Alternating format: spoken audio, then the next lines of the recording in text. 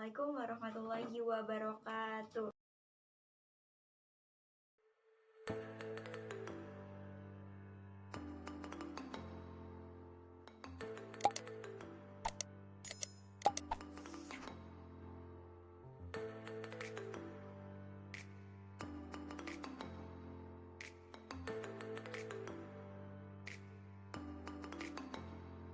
Saya Indah Rahmawati dari kelompok 6. Pada bagian ini saya akan menjelaskan tentang sistem dispersi.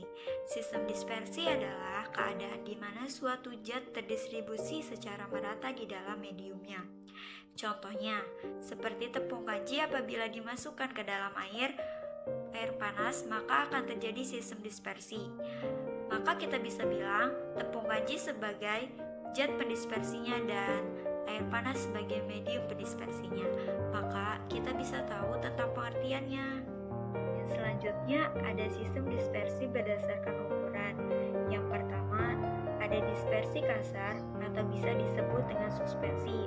Suspensi adalah sistem dispersi yang mempunyai ukuran relatif besar.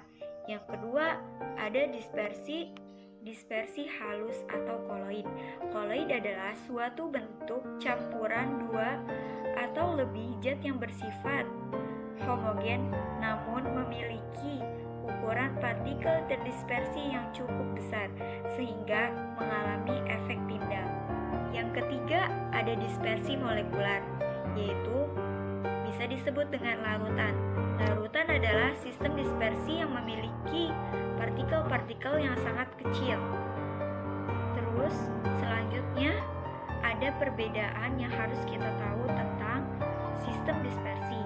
Yang pertama itu suspensi. Ukuran partikelnya itu lebih besar 100 nektometer dari koloid dan larutan.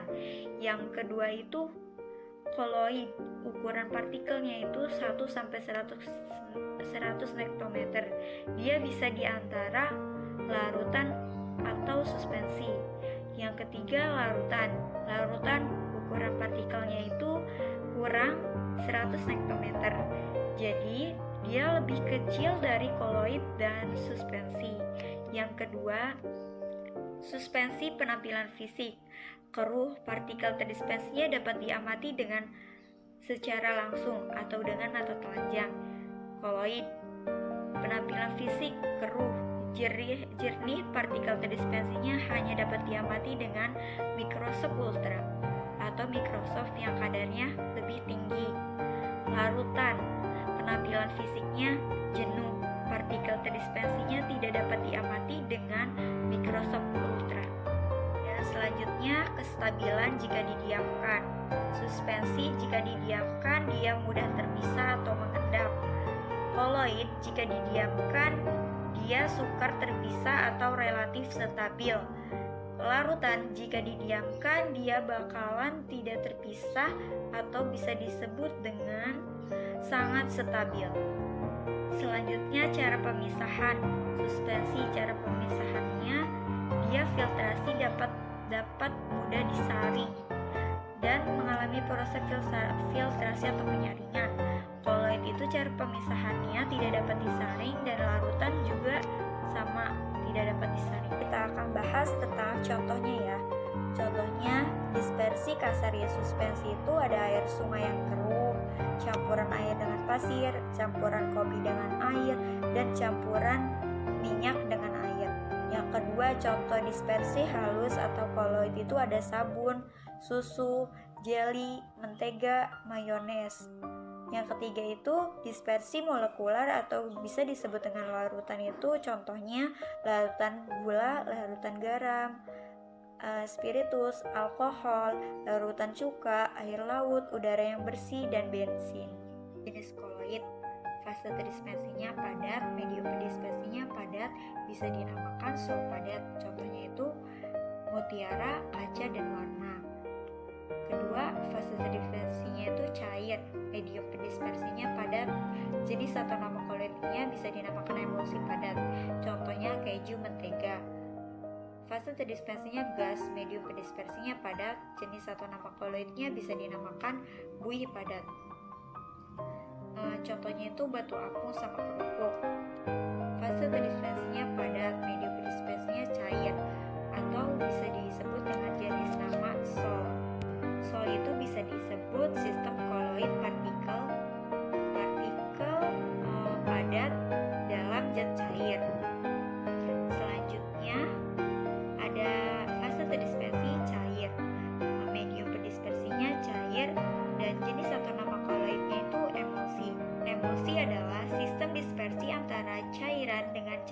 tidak dapat bercampur homogen. Contohnya itu susu, mayones, dan santan. Fase terdispersinya gas, medium pendispersinya cair, lalu bisa dinamakan buih. Contohnya itu krim atau pasta. Buih itu adalah sistem koloid yang fase terdispersinya gas dan medium pendispersinya cair. Selanjutnya fase terdispersinya padat, medium pendispersinya gas. Jenis atau nama koloidnya bisa dinamakan aerosol padat. Contohnya itu debu atau asap. Yang selanjutnya itu fase terdispersinya itu cair, medium pendispersinya gas, bisa dinamakan aerosol cair, atau contohnya itu bisa di awan atau kabut. Lalu yang selanjutnya yang bakal saya bahas adalah tentang sifat-sifat koloid.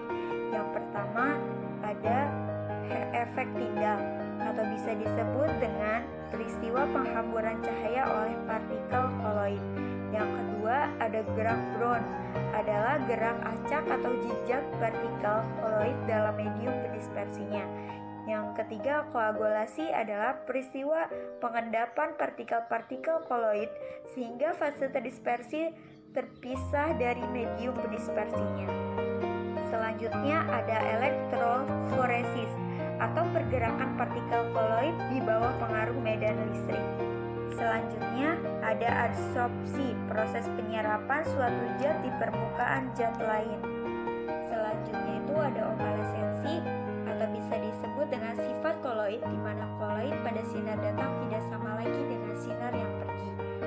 Dan yang selanjutnya itu ada sifat kologatif atau bisa disebut dengan sifat yang hanya bergantung pada banyaknya partikel zat yang terlarut tetapi tidak bergantung pada jenisnya. Ada efek Tyndall. Efek Tyndall itu peristiwa partikel koloid dapat menghamburkan cahaya. Penyebabnya itu ukuran partikel koloid itu agak besar dibanding lautan. Jadi kita bisa lihat di bawah ini ya. Efek Tyndall dalam kehidupan sehari-hari itu bisa kita temukan. Yang pertama itu sorotan lampu pada malam hari yang berkabut. Yang kedua itu sorot lampu proyektor dalam gedung bioskop yang berasap atau berdebu. Yang ketiga itu dan berkat sinar matahari melalui celah daun pohon-pohon pada pagi hari yang berkabut. Selanjutnya ada gerak Brown. Gerak Brown adalah gerakan partikel secara acak dan tidak beraturan. Gerak Brown ini bisa dilihat dengan mikroskop ultra. Jadi nggak sembarangan mikroskop ya, harus mikroskop ultra. Kayak yang ada di gambar ya. Ada gerakan partikel acak tidak beraturan. Itu namanya gerak Brown. Nah, gerak Brown ini disebabkan oleh adanya tolak-menolak dan benturan-benturan atau tumbukan antar partikelnya. Elektroforesis. Elektroforesis adalah gerakan partikel dalam medan magnet. Yang ada di gambar. Elektroforesis dihubungkan dengan sumber listrik. Nah, sumber listrik itu kan ada kutub yang positif sama kutub yang negatif. Partikel yang bermuatan positif akan bergerak ke arah kutub negatif. Partikel yang bermuatan negatif akan bergerak ke arah kutub yang positif. Dari sini bisa kita simpulkan bahwa partikel yang berwarna kuning bermuatan positif dan yang berwarna merah bermuatan negatif. Adsorpsi. Adsorpsi adalah penyerapan ion-ion oleh partikel koloid. Nah, kenapa bisa begitu? Karena partikel koloid memiliki luas permukaan yang cukup besar, sehingga ion-ion dapat menempel pada permukaannya. Karena permukaannya menyerap ion mengakibatkan partikel koloid bermuatan. Contohnya, FeOH 3 kali bermuatan positif karena permukaannya menyerap ion-ion H+. Koagulasi adalah proses penggumpalan partikel koloid. Misalkan partikelnya itu positif dan positif itu akan saling tolak menolak atau tidak akan menggumpal. Jika muatan nantinya dinetralkan, maka partikel positifnya hilang dan tidak akan tolak menolak, bisa saling berkelompok, maka ini disebut koagulasi. Nah, jika muatan dinetralkan atau dihilangkan, kita bisa mencampurkan koloid positif dicampur dengan koloid negatif yang berbeda muatan. Kedua, koloid dengan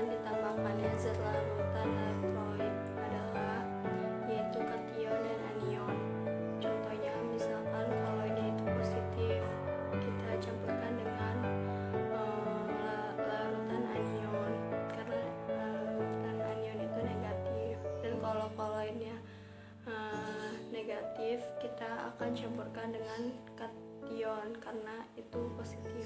Jadi mereka saling menggumpal atau disebutnya koagulasi. Di sini ada beberapa contoh koagulasi, yaitu pertama pembentukan delta muara sungai.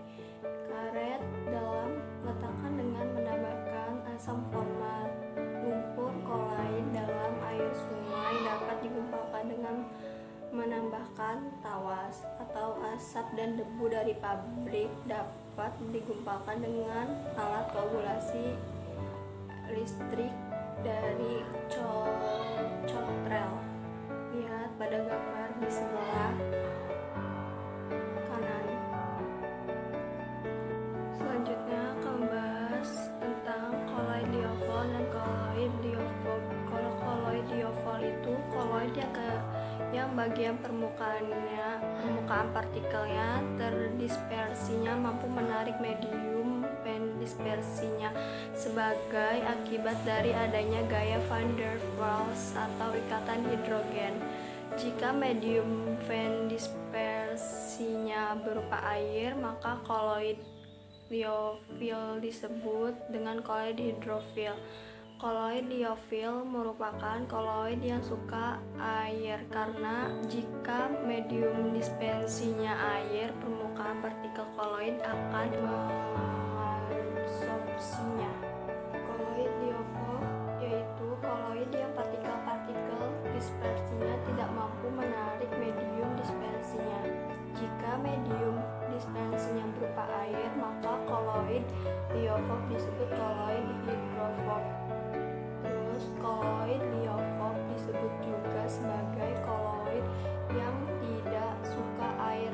Jika medium dispersinya itu air, maka permukaan partikel koloid tidak akan mengabsorpsinya. Sekarang perbedaan hidrofil dan hidrofob, yaitu kalau hidrofil itu efek tidaknya lemah, kalau hidrofob itu efek tidaknya tidak jelas. Kalau hidrofil itu mengadopsi medium berupa air, kalau hidrofob itu tidak mengadopsi medium berupa air. Kalau misalkan hidrofil itu lebih besar daripada mediumnya. Kalau hidrofob itu hampir sama viskositasnya. Kalau perbedaan hidrofilnya itu stabil dan hidrofob itu kurang stabil. Perbedaan hidrofilnya itu terdiri atas zat organik, dan kalau hidrofob itu zatnya anorganik.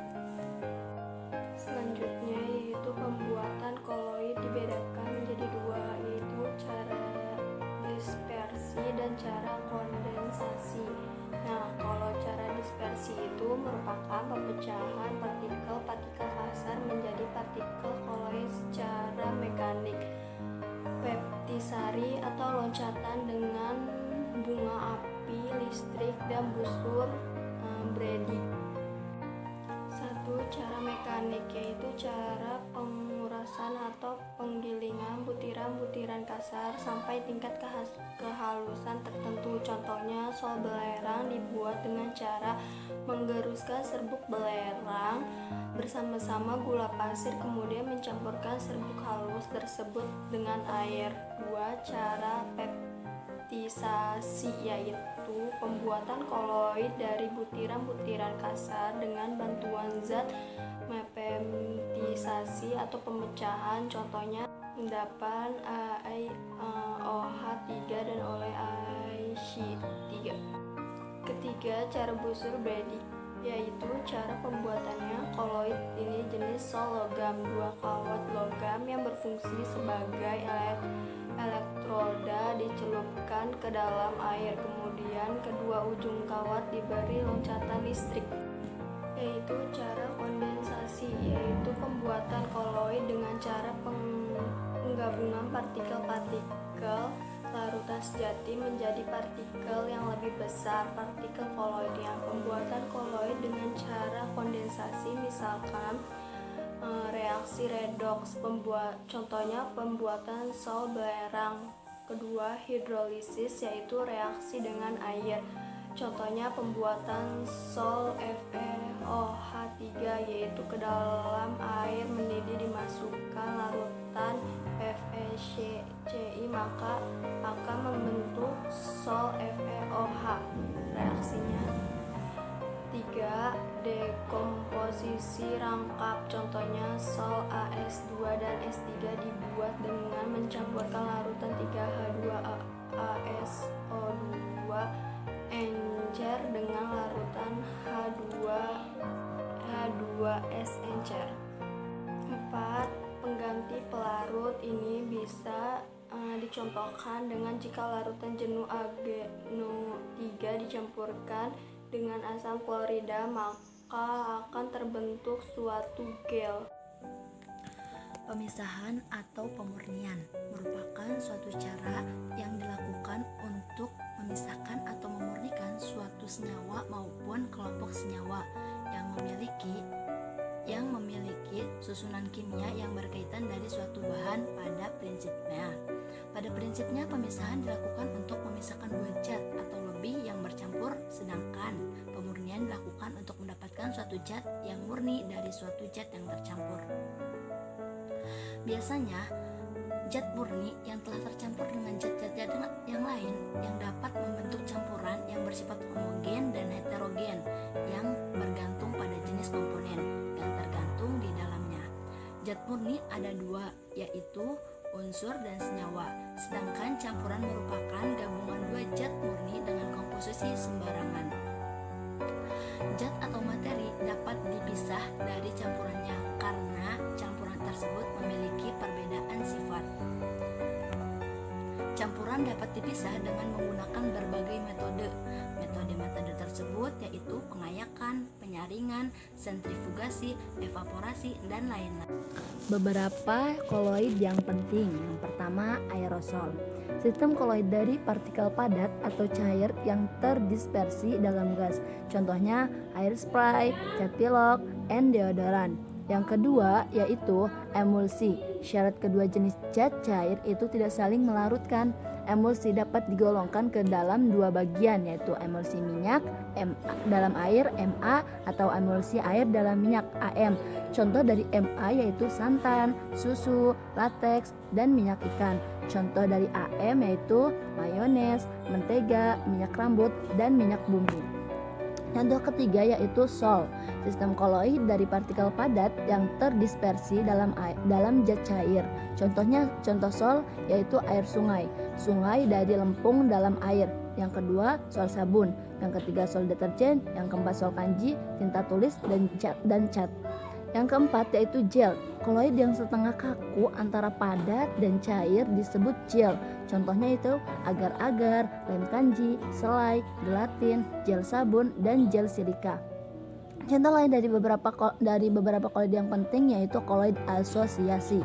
Molekul sabun atau deterjen terdiri atas bagian yang polar, kepala, dan bagian yang non-polar, ekor.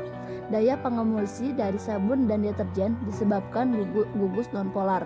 Dari sabun akan menarik partikel kotoran lemak dari bahan cucian kemudian mendispersikannya ke dalam air.